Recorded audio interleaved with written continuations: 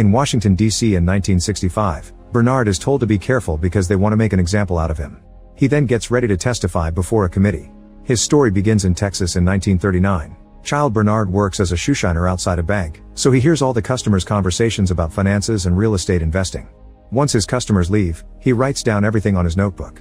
One day he stands by the window to learn more stuff from a bank meeting, however a cop sees him and pulls him down. A chase ensues and Bernard manages to escape, but the cop swears his father will hear about it. That night Bernard's dad scolds him for spying on white people, explaining how black men have been hanged for less. He sees the notebook and admits that Bernard is very smart, but also warns him that white men will never let him make money. However, Bernard is stubborn and swears he'll be rich one day. In Los Angeles in 1954, an older Bernard is married to Eunice and they have a son. Today they're visiting Eunice's family and her uncle shares that an aircraft company is hiring black men. Bernard turns down the offer, saying he's trying to make money through real estate. His plan is to own a property and earn money through rent. Since the family is currently renting a small shed that belongs to the uncle, the man gets angry and accuses Bernard of not wanting to work. After dinner, Eunice tells her uncle that Bernard is a genius and that things will be solved soon. Then she joins her husband in the shed and Bernard promises he'll get them out of there as soon as possible. The next day Bernard takes Eunice's cousin Tony to work. Tony's friend Matt admires Bernard's car and thinks he's rich, so Tony tells him that Bernard owns buildings. Afterward Bernard visits a bunch of buildings in a white neighborhood, making sure to check what state they're in and their prices.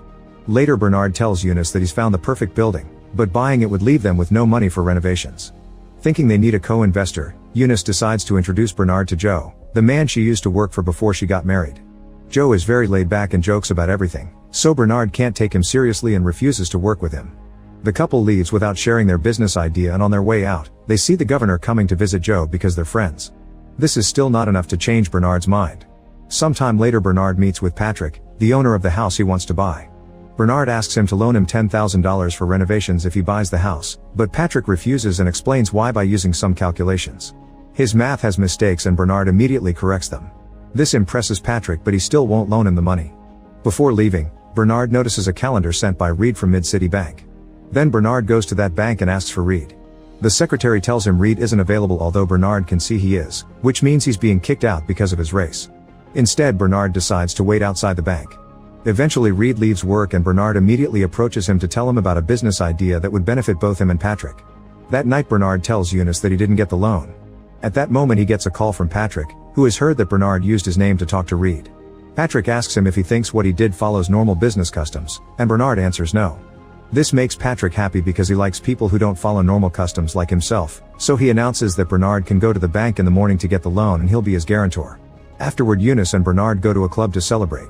Joe approaches Bernard and keeps on teasing him, so Bernard likes him even less. The next day, Bernard and Tony are already working on renovating the property. One of the tenants sees them and calls them out for being in a white neighborhood. Bernard explains he's the new owner, but the old lady doesn't believe him. Moments later Matt arrives to help and Bernard asks him if he'd be fine working for a black man. Matt answers that the only color he cares about is money green. The trio spends the day working hard on the renovations. Soon 2 cops arrive saying the old lady complained about the black men working in the building. Bernard shows them the paperwork that proves he's the building owner and the officers quickly leave. After the renovations are done, Bernard moves to one of the apartments and is seen by the old lady, who moves out the next morning to avoid living next to a black family. Soon more black people are asking to rent the apartments and the property is fully leased in just a few days. Patrick is impressed and asks Bernard to be his business partner. Bernard can choose the buildings because he has a good eye and Patrick will be the face to avoid bigotry. The men shake hands and agree on 50-50. For the next few weeks the new business duo continues to buy properties and their business blossoms. Matt and Tony help them with the renovations and Eunice chooses the decorations. One day Bernard asks Eunice for ideas for a huge house, only to reveal this is their new home. Sometime later, Patrick is found dead in his bed. After the funeral, Patrick's wife announces she wants to end the business and offers Bernard 25% of the money. Bernard calls her out since he's supposed to own 50%, but since his name isn't on any papers, he must take this or nothing. The lawyer tells Bernard that to prove the original arrangement, he'll need a witness. Bernard goes to the bank to see Reed, but he refuses to receive him. On his way out, Bernard looks at a sign that makes him realize how much space the bank needs. He visits Joe and shares his idea. They should work together to buy the banker's building. That way none of the banks that rent space there will be able to refuse to give them loans, which in turn means buying more buildings. Joe likes the idea but thinks nobody will want to sell to black men, so they invite Matt to be the face of the business. Matt is unsure because he knows nothing about this topic and ends up leaving even though the men promise to guide him. Later Matt goes to a diner and is still nervous about the whole plan. The waitress Susie asks him if he's okay, so he explains he's considering a new job in real estate. Susie is very impressed by this, which makes Matt change his attitude and he rushes back to the guys to take the job. The first step to train Matt is teaching him how to talk to rich folks, so Joe makes the group go to the golf course at 6 a.m. to learn the game. Soon they're joined by Joe's banker Donald, who will lend $2 million. Bernard assures him they'll get the building for less. Next, Bernard teaches Joe about all the calculations needed for the job, although math isn't Matt's strong suit. For the next few weeks, Matt practices hard to get better at golf and math. He struggles a lot at first, but he gains confidence every day and impresses the others with a hole-in-one, followed by a successful calculation. Now he can get his first suit. Joe teaches him how to drink like a man, and Eunice teaches him all about dining etiquette. When Matt manages to do a calculation in his head while golfing, the men decide he's ready. The next step is to discuss the details of the plan. The banker's building is owned by Charles, who often plays golf at a very exclusive country club. Joe makes some arrangements and manages to get Matt in as a guest. Joe pretends to be his driver to make him look richer than he is.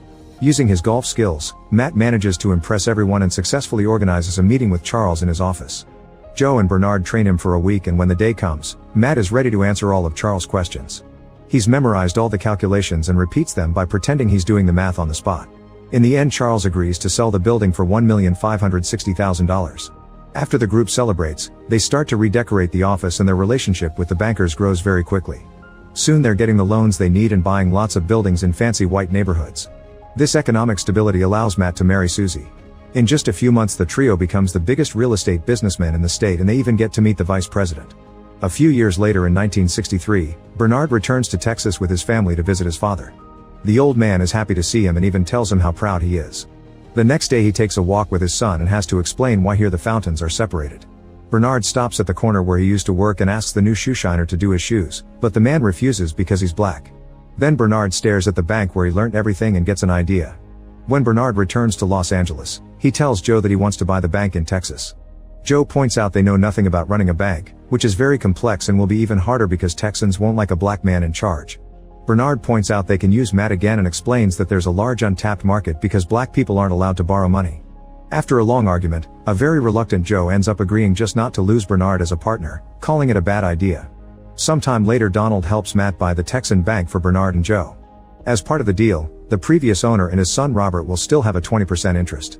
Afterward, Bernard starts visiting all black people in Texas to let them know that the bank has changed policies and now black people are welcome.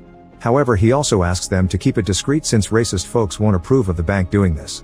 All the loans are done through Bernard and Matt, and soon lots of black businesses in the neighborhood are flourishing. After 3 months of this, Robert, who still works at the bank, notices how many loans Matt has been approving, so he wonders where all these new clients suddenly came from. Matt dodges the question and Robert is so suspicious that he starts following him. He finds him chatting with Bernard and takes pictures. That night when Matt goes home, Susie admits she hates Texas. She also points out that Matt is only getting a salary when supposedly he was promised to be partner. The next day, Robert shows up at Bernard's house while he's having a meeting with Matt and Joe. He tells them he has no issue with working for black people, but he's worried that if the locals find out, their business will sink. Then he shows them the reason for his worries, a letter from the U.S. Treasury Department announcing they'll do an inspection in 1 month because they've received anonymous complaints about the bank making too many unsafe loans. After Robert leaves, Matt takes his friends to look at a smaller bank to share an idea. They could buy this small bank and he can run it himself, then they can do some financial tricks to divide the loans between both banks.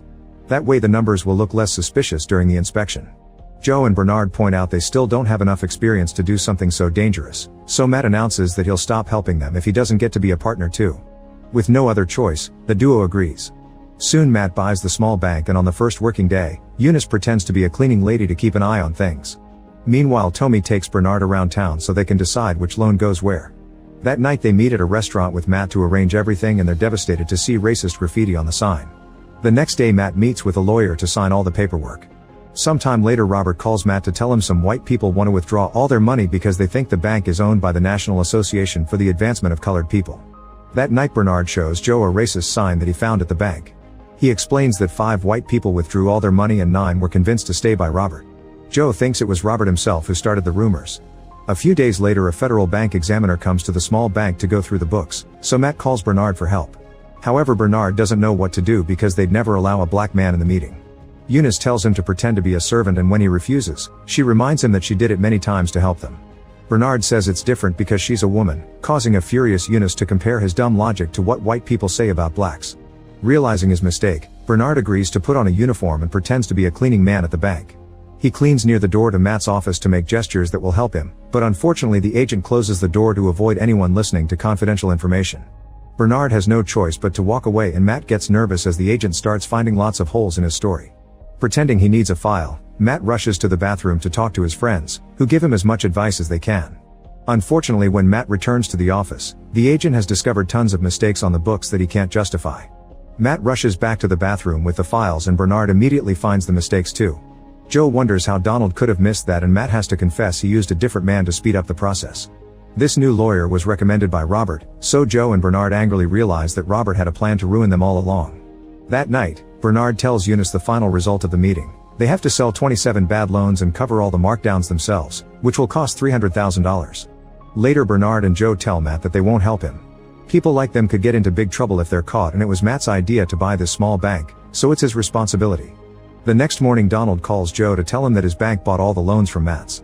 Soon Joe and Bernard are angrily bursting into Matt's office to demand an explanation. Matt says this is just temporary so he can have more time to modify more books. However, the duo points out this is fraud. At that moment, agents from the Treasury Department arrive and announce the bank has lost its license. These men fire Matt and order all the clients to leave, explaining the bank is closed until further notice. As soon as Joe and Bernard step outside, the FBI approaches them to arrest them without saying why. Bernard calls out their racism and tries to resist the arrest, but the agents easily overpower him. Sometime later in Washington, D.C., a lawyer tells Joe and Bernard that the state banking charges have been dropped, but that federal charges are still up. There's a senator in Arkansas holding hearings about lax oversights in banks, and the lawyer suspects he's trying to use the case to make a political statement, which could potentially help them get the federal charges dropped too. Meanwhile, Matt is still in trouble with his own bank, so the authorities offer him a deal. His charges will be dropped if he testifies against his friends. A few days later, Matt appears in court to explain all of Joe's and Bernard's plans, saying that he was only their employee and they manipulated him. Then Bernard is given two choices. If he says he used some lax rules to enrich himself, which would provide Congress with an argument to change those rules, he gets immunity. If he says whatever he wants, his testimonies will be compared to white people, and if the court decides he's lying, he'll be sent to jail. After the hearing, Bernard goes on a walk with Eunice and shares his worries. If he takes the immunity deal, he won't be able to bring to light all the issues black people have in the banking system. Eunice tells him she'll support him no matter what. Before entering the courtroom, Bernard meets with Joe and they reminisce about all these years of working together. In the testimony, Bernard says that the country's founding documents declare that all men are created equal, but this isn't the case in the law. Ignoring all the warnings he receives about losing immunity, Bernard stands up with a cleaning uniform in hand and explains that if a man can't get a loan, he can't start a business or buy a home, which goes against the American dream. In the end, the government takes Joe's and Bernard's fortunes and sentences them to 3 years in federal prison. They lose all the buildings too, although Eunice keeps one house because it was under her name. Robert ends up buying the bank back for a very low cost. When the duo finally leaves prison, Eunice doesn't understand why they're laughing. They reveal that Matt talked to them before testifying to explain he would spend 50 years in prison if he didn't betray them. The guys agreed to let him do it, and in exchange, Matt bought 2 houses for them in the Bahamas before the government could take the money. Thanks to Joe's and Bernard's testimonies, in 1968 the Congress passes the Fair Housing Act, which makes it illegal to refuse to sell or rent property on the basis of race, religion, or gender. Make sure to subscribe and turn on the notification so that you can watch more videos like this. Thank you for watching.